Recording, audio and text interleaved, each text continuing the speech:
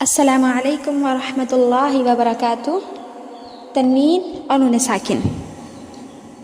معزز سامعات، دیکھیں تنوین کہتے ہیں دو زبر کو، دو زیر کو اور دو پیش کو، یعنی دو زبر، دو زیر، دو پیش، ان تینوں کا مجموعہ تنوین کہلاتا ہے۔ ٹھیک ہے، اب اس کے بعد سیکنڈ پوائنٹ دیکھیے، جس نون پر جزم یعنی سکون ہو اسے نون ساکن کہتے ہیں۔ دیکھیے جو چھوٹی سی دال جیسی شکل ہوتی ہے نا، اس کو ہم جزم بھی کہتے ہیں، سکون بھی کہتے ہیں۔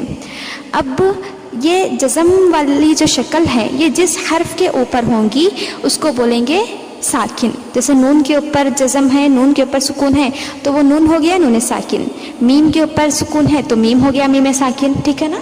تو اب دیکھیں دونوں کی آواز یکساں ہوتی ہیں، یعنی نون ساکن والی آواز یعنی ایسا نون جس پر سکون ہو، اور تنوین والی آواز یعنی دو زبر، دو زیر، دو پیش والی آواز ایک جیسی ہوتی ہیں۔ دونوں کی آوازوں میں ایک جیسا ساؤنڈ آتا ہے۔ وہ کیسے؟ آپ دیکھیں نیچے مشق میں، با الف دو زبر بن۔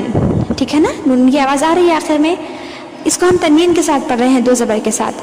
اب جب نون ساکن کے ساتھ پڑھیں گے، جیسے با نون زبر بن، یہاں بھی وہی آواز آ رہی ہے نا؟ تو تنوین اور نون ساکن کی آواز میں ایک جیسا ساؤنڈ آتا ہے، یہ سمجھنے والی بات ہے۔ تا الف دو زبر تن، تا نون زبر تن۔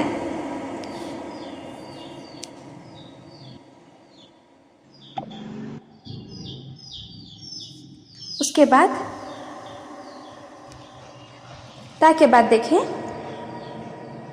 با دو زیر بن، با نون زیر بن، تا دو زیر تن، تا نون زیر تن، با دو پیش بن، با نون پیش بن، تا دو پیش تن، تا نون پیش تن۔ ایک جیسی آواز ہے، یہ کچھ حروف تھے بس۔ اب نیچے الفاظ دیکھیے، لن، بلدن، لن، بلدن۔ دیکھیے ایک میں نون ہے، ایک میں دو زبر ہے، لیکن آواز تو ایک جیسی ہی ہے نا جو آخر میں آ رہی ہے۔